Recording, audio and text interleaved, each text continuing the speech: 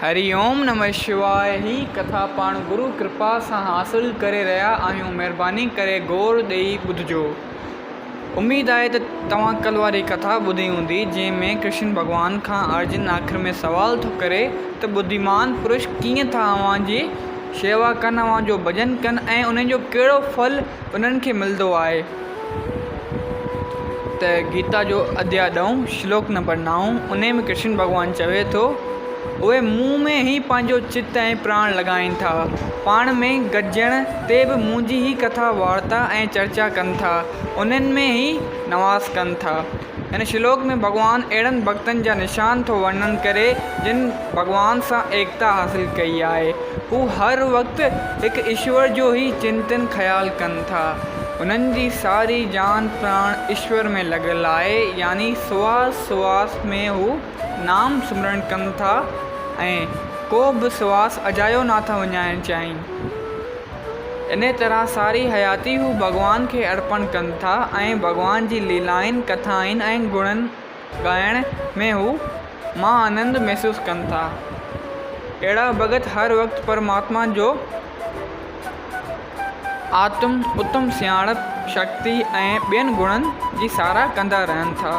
जीअं दुनियावी माण्हू हर वक़्तु दुनियावी धंधे या ॿिए वहिंवार जी लगन में रहनि था, तीअं भॻवान जा सचा भॻत उन्हनि जी यादि ऐं ध्यान में मस्तु गुज़ारीनि था। इन्हनि जो चित बि परमात्मा में लॻल रहे थो ऐं संसारी पदार्थनि खां दूर थी चुको आहे। कबीर भॻत उन अभ्यास में पको थियो त कपिड़े आणण जो धंधो बि छॾे ॾिनई।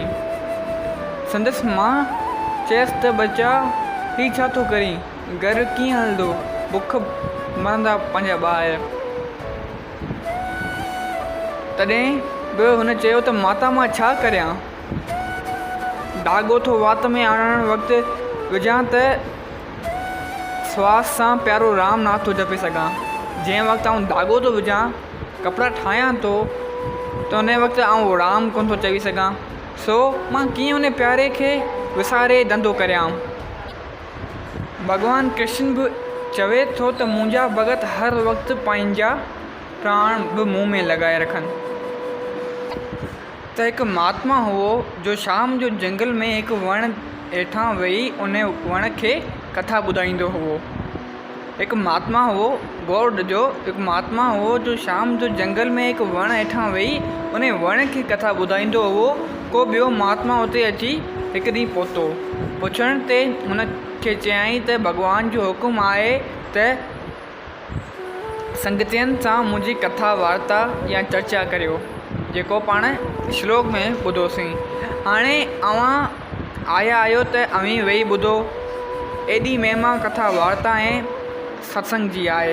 हिन श्लोक में भॻवानु उन ॻाल्हि ते तमामु घणो ज़ोर थो ॾिए त असांखे हर वक़्तु संदसि ख़्यालु हुअणु घुरिजे ऐं ॿियनि सां बि संदसि इन ई भॻवान जे ई लीलाउनि, चरित्रनि जी कथा वार्ता ऐं संदसि ई गुणनि जो कीर्तन करणु घुरिजे।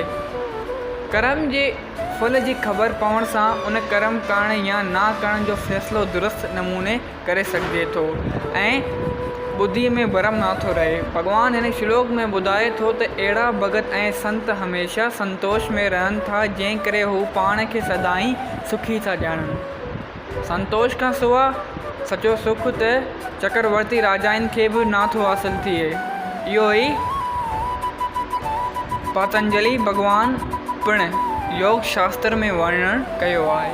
तृष्णा खे नाश करण मां जो संतोष मिले थो, उन मां प्राप्त थियल सुख हिन लोक ऐं परलोक जे सभिनी सुखनि खां 16 दफ़ा वधीक लिखियो वियो आहे। संतोष में रहंदड़ भक्तनि जे अंदर में कामनाऊं उत्पन्न ई नथियूं थियनि ऐं जेकॾहिं के उथनि थियूं त उहे पाण ई पूरियूं थी वञनि थियूं।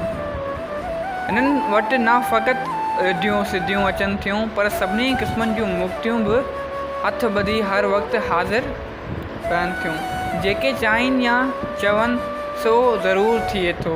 भॻवानु पाण खां वधीक पंहिंजे सचनि भक्तनि जी मर्ज़ी रखे थो। जिन खे केतिरनि जन्मनि ताईं को बि औलाद लिखियलु न आहे, उन्हनि खे बि कंहिं पूरन महात्मा जे वचन कढण सां ई उन ई जनम में पुत्र थी पिया आहिनि।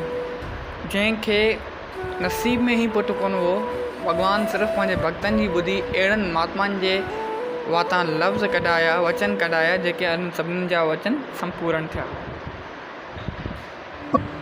उन्हनि खे बि कंहिं पूर्ण महात्मा जे वचन कढण सां ई हिन ई जनम में पुत्र थी पिया आहिनि, छो त भॻवानु उन्हनि जो कढियल वचन कदाचित नथो मोड़े। जेको भॻवान जे भगत जे वाता निकिरे थो, उहो ज़रूरु थींदो। पंहिंजे लिखियल लेख खे रेटे हुननि जो वचन रखे थो। जेको हिन लिखियो आहे, परमात्मा लिखियो आहे, उन खे बि मिटाए जेको हिन जे भगत चवनि था उन जो लिखे थो। सचा साधु संत त हमेशह परोपकार में लॻल रहनि था ऐं धणी जे नाले ते हू प्राण ॾियण खां बि नथा घुसनि। त भॻवान जे नाले अगरि प्राण ते बि ॻाल्हि अचे थी त बि हू कोन था घुसनि। ऐं पोइ भॻवानु कीअं न हुननि जा सभु का ॻाल्हि रखंदो। जेको भॻवान लाइ पाण हेतिरो कुझु करे थो, भॻवानु बि उन लाइ पंहिंजी साह ॾिए थो। सूरज, चंद्रमा, बादल, वण, नदियूं, ॻऊं ऐं संत पुरुष, उहे सत ई हर हमेशह परोपकार कंदा रहनि था ऐं न पंहिंजी का ममता था रखनि ऐं न मोट में कुझु था तलबीनि। सूरज, चंद्रमा, बादल, वण, नदियूं, ॻऊं, संत पुरुष हमेशह परोपकार कनि था ऐं ॿियनि सां ममता रखनि था, पर वापसीअ में घुर्ज में हिननि खे कुझु कोन थो खपे। कंहिं बि मतिलब सां उहो कोन था कनि। चयो जय सिया राम। अगरि हीअ सुहिणी कथा तव्हांखे वणी आहे त हिन कथा खे पंहिंजनि सां गॾु शेयर कयो। चयो जय सिया राम। ऐं अगरि अव्हांखे असांजूं पुराणियूं कथाऊं ॿुधणियूं हुजनि त असांजे यूट्यूब चैनल आत्म ज्ञान ते वञी विज़िट कयो ऐं उन जी लिंक अव्हांखे डिस्क्रिप्शन या हिन कथा जे हेठां तव्हांखे मिली वेंदी। चयो जय सिया राम।